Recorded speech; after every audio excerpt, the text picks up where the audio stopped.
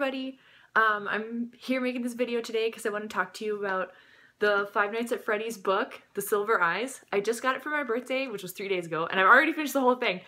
And I really want to talk about it with somebody, but none of my friends have read it or care about Five Nights at Freddy's at all. And my husband says he's going to read it, but I just finished it, so he obviously can. I just wanted to make this video to talk about the book itself. If you're on the fence about reading it, if you're a FNAF fan, or if you're not, hopefully I can make you make an informed decision about it.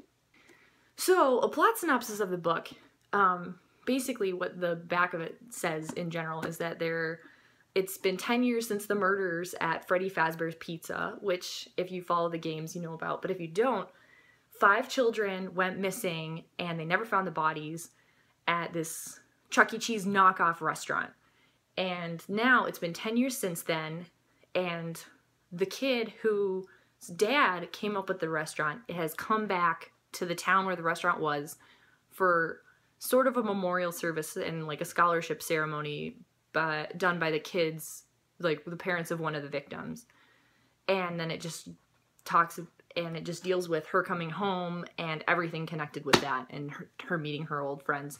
That's the basic plot of it without getting into spoilers. So yeah. So, as a book, I really liked it. I came into it reading it as a FNAF fan. You know, somebody who's followed all the lore and everything, watched all the game theory videos and Smike and everybody. But I really liked it, independent of that. And I was surprised. I kind of had low expectations, and I was really pleasantly surprised. The plot was pretty good. They had some glitches in it, things that I wasn't so much of a huge fan of, but for the most of the part, it was really reasonable, which is not always true with horror stories. Most horror stories you see, they have like these really stupid plot points where the characters are like, oh, we're in this creepy abandoned building, and we know that there might be ghosts or monsters or scary people living inside it, and we heard a noise upstairs, let's go check it out.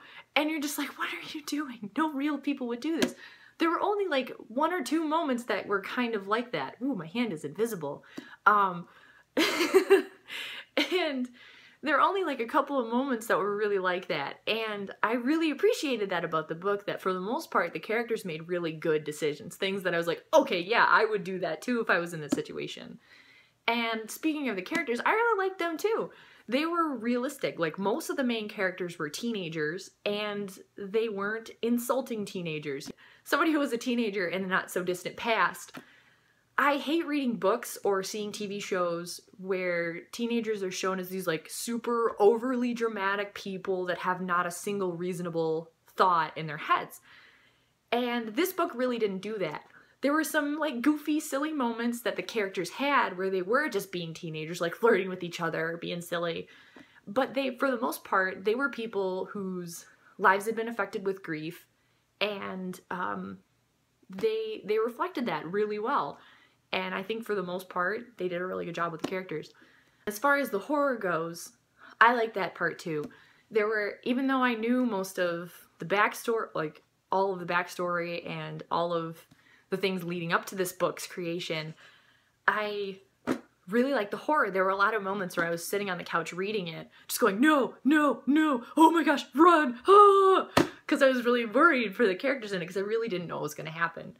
And if you are a huge FNAF fan, you should know that this is not canon with the video games. It's a different timeline. And I really liked that, because fitting in all of those details, it would have been a story that we already knew, and it wouldn't have been as exciting. And I really liked how it worked out. And it had a lot of callbacks to the video games that I really appreciated. So if you're a fan of the games, I would say definitely pick it up. Get a book. You will love it. It's got a lot of Scott in it.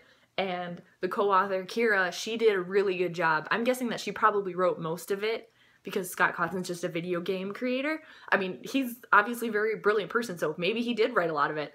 But I'm guessing she probably wrote most of it, supplied with his ideas. And she did a really good job. I liked it a lot. But if you're not a fan of the games, I'm not sure if you would appreciate it as much as I did, because there's a lot of callbacks to the games. Not super obvious ones, but there are things that don't get fully explained that you would only know if you really follow the lore. I would say read it if you like horror stories. Maybe don't buy it. Maybe borrow it from a friend, like me, if you're one of my friends. Once you do read it, please come back and we can talk about all the stuff. And that'd be really awesome. Thank you for watching, and if you want to leave a comment about whether or not you like the book or if you're going to read it, please do. I really just want to talk about it with some people, and I'm going to be posting more videos about the books with spoilers soon. So thank you for watching.